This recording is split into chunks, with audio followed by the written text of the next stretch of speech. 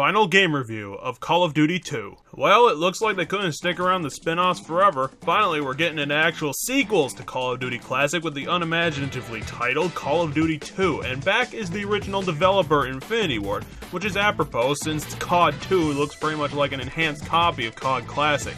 However, since I've been traversing this franchise so far, it's been pretty similar to Mario Party if you think about it. What Call of Duty does is that it does the same thing as a core concept and then just reshuffles the add-ons for every iteration. I mean, one game you have smoke grenades, and the next game you have sprinting, and sometimes the game, well, fucks up completely in gameplay, and thankfully it seems that the Mario Party tradition of terrible spin-off games has been kept intact. What makes COD 2 seem like a more literal copy of COD Classic is that it returns to Classic's use of faceless twits as player characters and ultimately has no point for these people to be here, and yet there is. See, what COD 2 does is that it allows the player character to have some control over the allies, and even though these characters are privates in their armies, they have absolute authority over everybody, even the allies who are literally ordering them around in cutscenes, and the control that you have doesn't seem to be just a gentle please move suggestion, because when you tell others to move, they sound like they're being told about by their CO. And since Call of Duty 2 is a return to form for the series, of course the game has little continuity, no stakes in your actions, because there's no attempt at getting the player invested into what's going on. All they need is for you to go to point B in order to continue what the CO's plans are, and off you go. And even though most of the plans made by the leaders do take you specifically into account, they're still addressing your player character, so this disconnect feels like you're just piloting around a robot that you've just gained control of and hasn't been noticed by his military masters to complete objectives and assimilate yourself into the military to destabilize it from within. Now that sounds like a fun game. The actual campaign isn't something to write home about either, since it jumps around drastically from important point to important point, but the good thing is that at least it's in chronological order this time between all three factions, and once again the Russians get the Battle of Stalingrad for the third freaking time. This is starting to feel like I'm a superhero, and every time I turn around, the same villain is trying to steal the exact same thing for the 5th time this week. Maybe I'll just let the Nazis have it next time they invade. Oh god, this is the same thing I said about Link after Skyward Sword. Okay, time to get back to the point. The British then! This time they've gotten missions to take down the Africa Corps headed by Rommel by taking out their superior armored divisions by being the sneaky desert rats that they are, and finally the American campaigns are a series of skirmish battles ranging from D-Day to the first days of the Battle of Berlin. The entire game feels like a comprehensive history of the entirety of World War II in Europe, and then it was fed through a threshing machine, and then about 7 pages were stitched together haphazardly to create the design document for Call of Duty 2.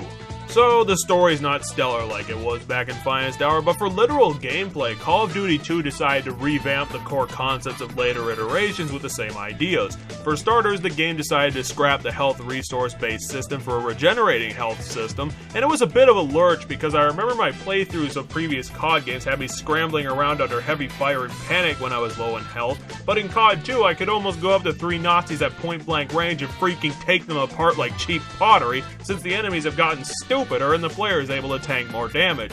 Another change that COD has gone through was to centralize the grenade mechanic.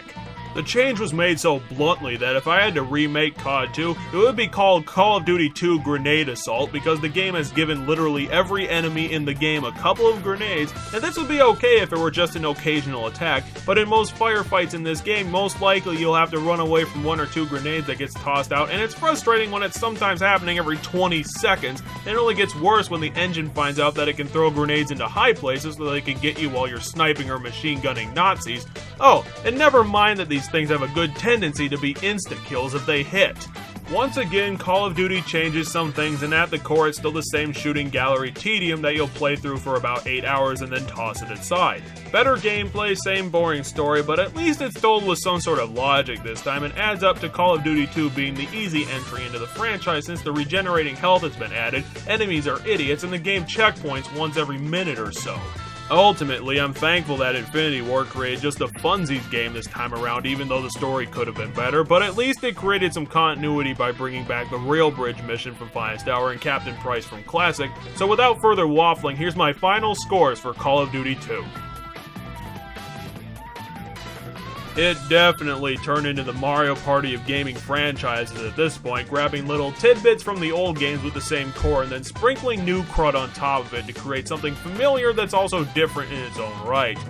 which is just what I expect from one of the dullest franchises on the market. Anyway, next time we'll be... let's see, it's not... okay, so next time we'll be doing Call of Duty 2 Big Red One, which will probably be ODST grade shithouse, but I guess we won't know that until we get there, so I'll cap this off with the usual victory for gamers and hope you guys have better days. See you around.